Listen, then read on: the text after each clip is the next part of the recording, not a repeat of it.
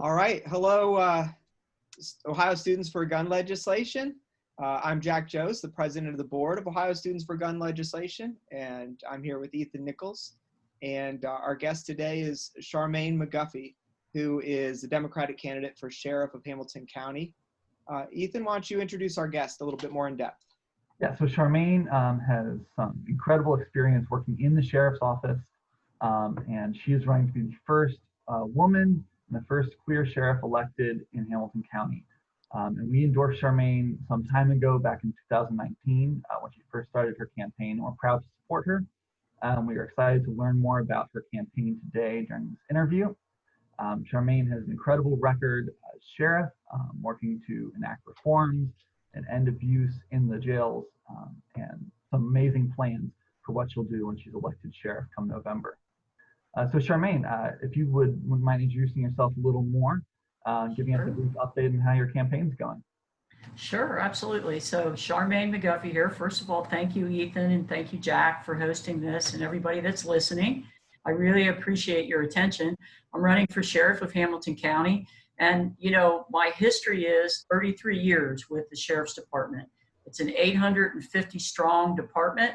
I was the commander, the major of jail and court services for 5 years. And when I held that rank as major, I was the first woman to ever hold the rank of major, then or since lately.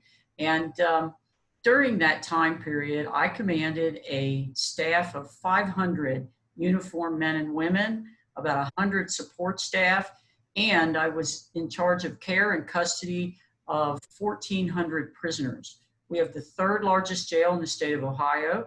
We have a very large sheriff's department.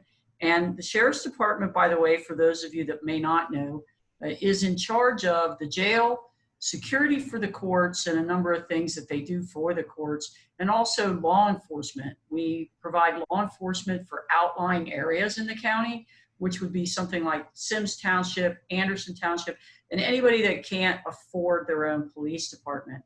So we are a very large organization, as I said, 850 members. When I decided to run for sheriff, which was just 3 years ago now, I decided that I can do a better job than the current administration that is there as sheriff. One of the reasons that I separated from the department 3 years ago, in fact, was because I objected to the use of excessive force and the fact that officers were not being held accountable for that excessive force. And so ultimately, the short story of the long one is that I was fired by Jim Neal, the current sheriff, because I refused to stand down. And I was told, stand down, be quiet, go with the flow, stay in your lane. And I did none of that. I didn't think it was right, and I had to follow my ethical and moral values, which I did. And now I'm in the race for sheriff. I defeated Jim Neal in the primary by 70%, and I thank each and every one of you who voted for me, who helped to support me in that campaign at the primary. And now I'm in the general election against my Republican opponent, and we are going into November 3rd so that I can become the next sheriff of Hamilton County. I'm confident I will. Awesome, thank you, Charmaine. Sure. So I know there have been some recent accusations and a lot of conflict between you and your Republican opponent, Yes. Bauer. So I was wondering if you could take a brief moment to address that Sure. and respond to that.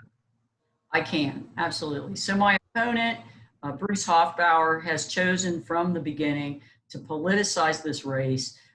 From the beginning of his campaign, his platform has been to criticize me, to try and portray me as a person who did not follow the rules, and that's why I got fired, to portray me as a person who was given citations by the Covington police. And the reason I was given those citations, which were ultimately dismissed within weeks of having issued them, is because I was being harassed while I exited a gay bar. We were actually targeted, my group and I, of women. We're leaving the bar, simply walking to our car, that's it, and we were targeted by the police. I spoke out, I called out that behavior. I told the police it was wrong. And for that, I got 3 tickets issued to me, which, as I said, were ultimately dismissed. I did incur discipline, however, for that incident, because when I reported it, which was policy, when I reported it, the sheriff at the time was so angry that I was gay. It actually outed me. And he was so angry that I was leaving a gay bar that he charged me with conduct unbecoming.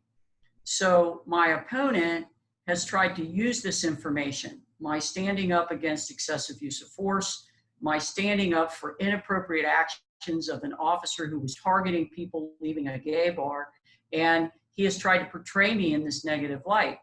You know, and the thing that I have yet to see from my opponent is any of the changes, policy, any procedure, any social justice reforms that he is going to take. In fact, I heard him on a radio show recently refer to criminal justice reform as a buzzword.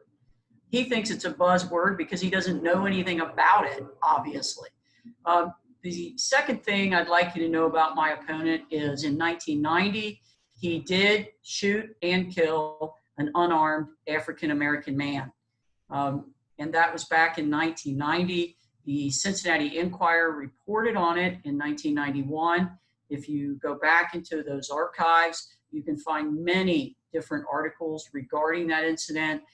It was deemed to be excessive use of force at the time by the city manager, Jerry Newfarmer. And, you know, the end of the story there is that Bruce was never disciplined for it. He didn't receive any consequences for that action that was ruled as excessive force. And ultimately, he achieved, you know, his career, his years of service in the Cincinnati Police Department. But I can tell you this, had that same incident happened today, there would be a very different outcome. So that's my opponent. The race is, of course, going to be, you know, it's going to get a little brutal, I think, because he has proven himself to be someone who wants to attack people. And certainly I'm going to defend myself if I am attacked. And, you know, but the thing I just want you to know, and then I'll answer the next question. I'm most concerned about what we're going to do in the future and looking forward to the changes in the social service things that we can do and change in the criminal justice system. Charmaine, I want to go back to something I'm really curious about. It must have been a really challenging time when you had this incident outside the bar and you were outed. You know, so there's this personal discomfort that comes from it. Then you faced like legal ramifications and then professional ramifications. Right. How did you deal with that? Like, and what do you think that gave you going forward? I mean, here you are back out with all of that having happened, and here you are in the public eye seeking public office. What did you learn from that? Who are you now as a result? Well, you know, what I learned first and foremost is what it is like to be targeted by the police for who you are and not something you did. I learned that lesson. I didn't know that lesson. You know, I didn't know what it felt like to have a police officer simply start harassing you because they think you're gay. And I am gay. And I tell you, it was a very trying time. It was very difficult because, of course, I got myself an attorney right away. I knew that it was an unjust stop. I knew that the officers were acting inappropriately. But unfortunately, I also knew that I'm up against a system that protects its own. I knew, because I am a police officer, having been one, that was 10 years ago when that incident happened to me. And I had been a police officer by then for almost 20 years. And, you know, a little over 20 actually. And I recognized it immediately that these officers were acting inappropriately. So yes, it was quite difficult. I was afraid for what might happen to me in my career. But you know what? I knew I had to stand up, and I knew that I did the right thing. And I'd like to also mention that discipline that I received 10 years ago from the then Sheriff Simon Lees is the only discipline in my personal file for the last 33 years. I don't have any other piece of discipline, no misconduct, above average evaluations, over 100 commendations in my file. And that is sitting in there because I'm gay. Awesome. Thank you so much for responding to that, Charmaine. Sure. We wanted to kind of pivot a little bit now and talk about recent calls following the murder of unarmed Black men and unarmed Black people like George Floyd, Breonna Taylor, calls to defund the police. We want to hear your response to that. What are you offering? What are your solutions? How do you respond to those calls, and how will you reform our criminal justice system? Well, I'll start by saying this. In my 33-year career, and I've worked nearly every facet of the Hamilton County Sheriff's Office, I have seen justice and I've seen injustice. And the injustices that I have seen are related to the inadequate funding that we have for social service agencies, for mental health agencies, for the homeless, and people who simply just struggle in life. They struggle for lots of reasons, some of it being discrimination, some of it being color, right? But I also understand that we need safe communities. We need the police. When someone goes into a bank and wants to rob it at gunpoint, when somebody walks into a mall with a firearm and doesn't care who they shoot, those are instances that we need trained professionals to show up to take control of that situation, to save lives. And quite frankly, those are very courageous individuals that do that. I mean, if you'll remember, we had an incident just up the street here at the Fifth Third Bank. You know, a man walked up, started shooting, and those courageous officers who neutralized him ran into gunfire. And that is something that we all need to remember when we talk about the police. But I understand that realigning funding can do two things. One, it can strengthen those agencies. And two, it can enhance our policing agencies. It can enhance what the police do. You know, I had a guy that's a mental health professional who's a friend of mine. And I've been talking to him quite a bit about what are the programs that I'm going to fashion when I become sheriff. And he related to me that he works at a place where the police were called just recently. There was a woman who was having a mental health crisis. The police got there. He tried to talk to them as the mental health professional and tell them, listen, I've worked with the police many times. I know the protocols.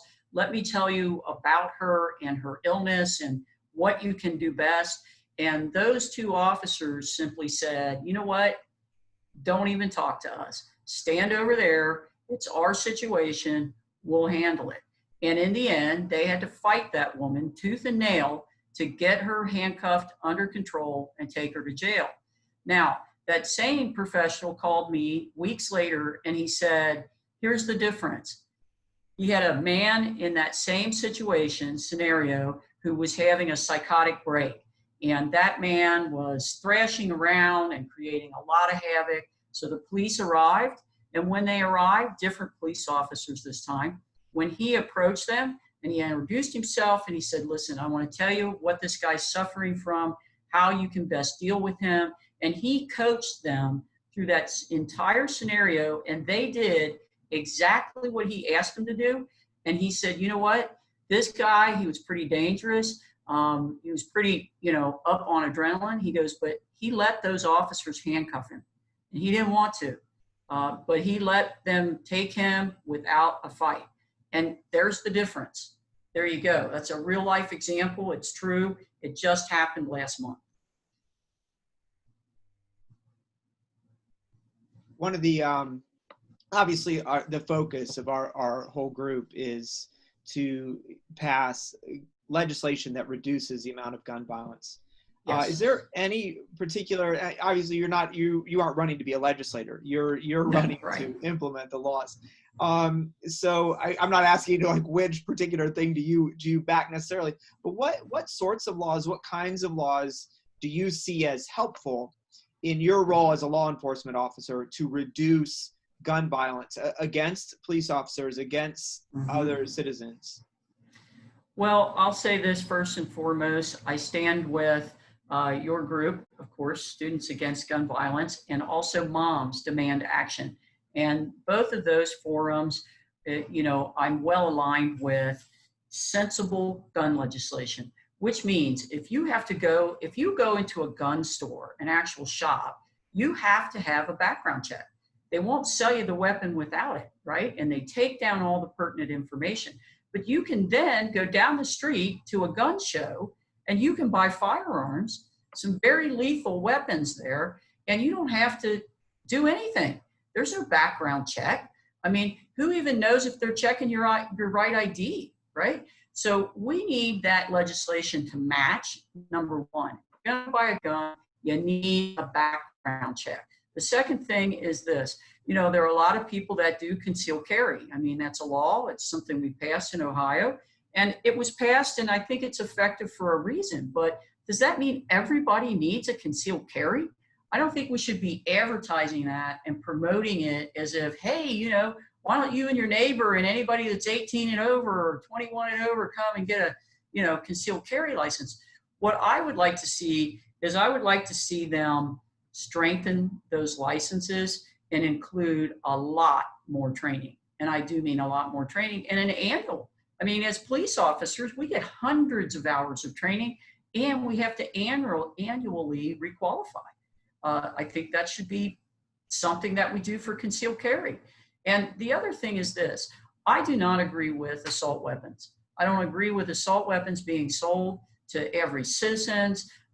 You know, hunters do not need assault weapons. You know, you have all these people walking around with these highly lethal, quite frankly, combat ready, you know, weapons that we're not in a war and we don't want a war. So I do not agree with selling assault weapons. I think we had a ban on assault weapons many years ago, and I think we should. I think we should do that again. Thank you, Charmaine. That's all the questions I have. Sure. I want to thank you so much for coming and speaking with us today. Absolutely. We wish you best of luck in your campaign. We have your back come November. Thank you, and I so appreciate it. Please visit my website, McGuffeyforsheriff.com, and it'll tell you a lot more about me and where I stand. Feel free to contact me if you like, and donate if you can. I appreciate it. Thank you. Thanks for coming on today, Charmaine. We appreciate you. Okay, thanks, Jack. See you guys. Bye.